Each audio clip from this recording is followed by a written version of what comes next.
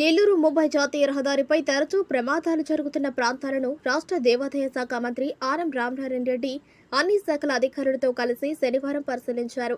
ఆత్మకూరు సమీపంలో నెల్లూరు ముంబై జాతీయ రహదారిపై ఏఎస్పేట క్రాస్ రోడ్డు వద్ద ఇటీవల వరుసగా 3 ప్రమాదాలు జరిగిన నేపథ్యంలో ఈ ప్రాంతంలో ప్రమాదాలు తరచూ జరగకుండా తీసుకోవాల్సిన చర్యలను, ఇక్కడ చేపట్టవలసిన జాగ్రత్తలను ఆయా శాఖల అధికారులకు మంత్రి ఆనం సూచించారు.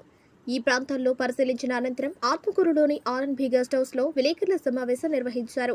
ఈ సందర్భంగా వారు మాట్లాడుతూ, తన నియోజకవర్గ పరిధిలోని ఆత్మకూరు సమీపంలో నెల్లూరు ముంబై జాతీయ రహదారిపై పలు ప్రమాదాలు జరిగిన నేపథ్యంలో పలువురు చనిపోవటం, తీవ్ర గాయాలతో అంగవైకల్యం ఏర్పడడం జరిగిందని, ఈ ప్రమాదాల నివారణకు అధికారులకు ఆదేశాలిచ్చారని, నేడు తానే స్వయంగా పరిశీలించి ఈ ప్రాంతంలో చేపట్టవలసిన ప్రమాదాలు నివారణ చర్యలను అధికారులకు ఆదేశించినట్లు తెలిపారు. త్వరలో అన్ని శాఖల అధికారులు సమన్వయంతో ఈ ప్రాంతంలో ప్రమాద నివారణకు వెంటనే చర్యలు చేపడతామని తెలిపారు.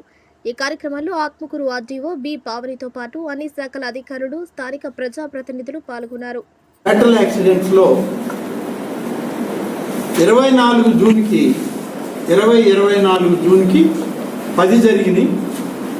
25 జూన్కి 6 జరిగాయి. అంటే తగ్గుముఖం పడుతుంది. ఇంకా కూడా తగ్గాల్సిన అవసరం ఉంది. ఈ జరిగిన దాంట్లో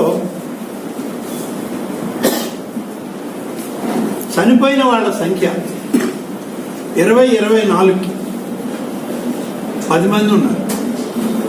25 జూన్ నాటికి 8 మందికి తగ్గింది. అంటే క్రమేపీ తగ్గుతూ వస్తున్నాయి. యాక్సిడెంట్లు తగ్గుతున్నాయి, ప్రమాదకరమైన సంఘటనలు తగ్గాయి, అలాగే ప్రమాదాల్లో చావులు కూడా తగ్గాయి. ఇక నార్మల్గా జరిగేటువంటి యాక్సిడెంట్స్లో 24 జూన్లో 12 ఉంటే 25కి వచ్చేటప్పటికి 4 ఉన్నాయి. ఇందులో గాయాల పాలైనటువంటి సంఘటనలు 24 జూన్కి 24 సంఘటనలు ఉన్నాయి. 25 నాటికి 18 సంఘటనలు తగ్గింది. అంటే తగ్గుదల రేషియో తగ్గుతూ ఉన్నప్పటికీ ఇంకా దీన్ని తగ్గించాల్సిన అవసరం ఉంది. ఇంకా కూడా ప్రమాదాల బారిన పడి చనిపోవడం, అలాగే ప్రమాదాలకు గురి కావడం, ఇవన్నీ కూడా జరుగుతూ ఉన్నాయి. మొత్తం మీద ఆత్మకూరు సర్కిల్లో అంటే మరిపాడు, అనంతసాగరం, సోమశిల, ఆత్మకూరు 4 పోలీస్ స్టేషన్ల కింద లెక్క చూస్తే 2024లో 68 యాక్సిడెంట్లు జరిగితే 25కి వచ్చేటప్పటికి 27 అయింది. దీనిలో చనిపోయిన వాళ్ళ సంఖ్య 2024కు 37 అయితే 2025కి 16 అయింది. ఇది 4 స్టేషన్ల పైన ఉన్నటువంటి వెళ్ళేటువంటి క్రాస్ రోడ్స్ కాడ స్పీడ్ కంట్రోలింగ్ కావాల్సినటువంటి బంపింగ్ సిస్టమ్ ఏర్పాటు చేయడం జరిగింది. 2-వే చేశారు. ఇంకా చేయాల్సింది ఉంది. నెల్లూరుపాళెం సర్కిల్ చూసాం. అసలు డీసీపల్లి నుంచి వచ్చేటువంటి వెహికల్ అయితే ఎక్కడ కూడా స్లో అయ్యే పరిస్థితే లేదు, కంట్రోలే లేదు దాన్ని. మేము మా ముందే హై స్పీడ్ వెహికల్లో కార్లు వెళ్ళిపోతా ఉన్నాయి. ఇదే స్పీడ్లో పోయి ఏఎస్పేట క్రాస్ రోడ్లో యాక్సిడెంట్లు అవుతుంది.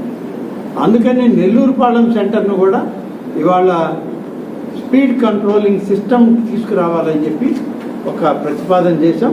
దానిలో ఎన్హెచ్ఏ వాళ్ళు కూడా ప్రతిపాదన గురించి ప్లాన్ చేసుకోవాల్సిన అవసరం ఉంది.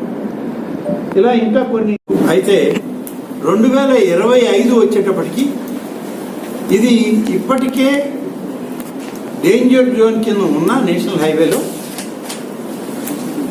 స్టేట్ పోలీస్ కానీ, స్టేట్ రోడ్ ట్రాన్స్పోర్ట్ కానీ, నేషనల్ హైవేస్ వాళ్ళ సహకారంతో తీసుకున్న చర్యల వల్ల 2005 జూన్ నాటికి 10 యాక్సిడెంట్ల కింద తగ్గింది.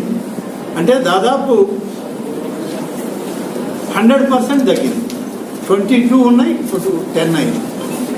దురదృష్టం ఏంటంటే ఈ 10లోనే ఆ 3 కూడా ఉన్నాయి. జూన్లో జరిగిన 3 చాలా ప్రమాదకరమైనవి ఒకే స్పాట్లో జరిగింది. వీటన్నిటిని కూడా గుర్తించడం జరిగింది. హెవీ వెహికల్ ట్రాఫిక్ పెరిగింది. దీంట్లో సిమెంట్ కంటైనర్స్ ఉన్నాయి, ఆయిల్ కంటైనర్స్ ఉన్నాయి, పోర్ట్ టు పోర్ట్ ట్రాన్స్పోర్ట్ అంతా ఇక్కడే ఉంది. ఇంత హైవే ట్రాఫిక్లో హై స్పీడ్ వెహికల్స్ వస్తున్నాయి. ఈ హై స్పీడ్ వెహికల్స్లో మనకి ప్రమాదాలు ఎక్కువ జరుగుతున్నాయి. దీన్ని తగ్గించాలి అనేది ఇవాళ మేము చేస్తున్నటువంటి ఈ ప్రయత్నం. ఇప్పటికే ఆత్మకూరు సర్కిల్ లిమిట్స్లో మన కాన్స్టిట్యున్సీలో చాలా చేశారు. ఆత్మకూరు అండ్ సంగం సర్కిల్లో ఈ జిగ్జాగ్ బ్యారికేడింగ్ అని, బ్యారియర్స్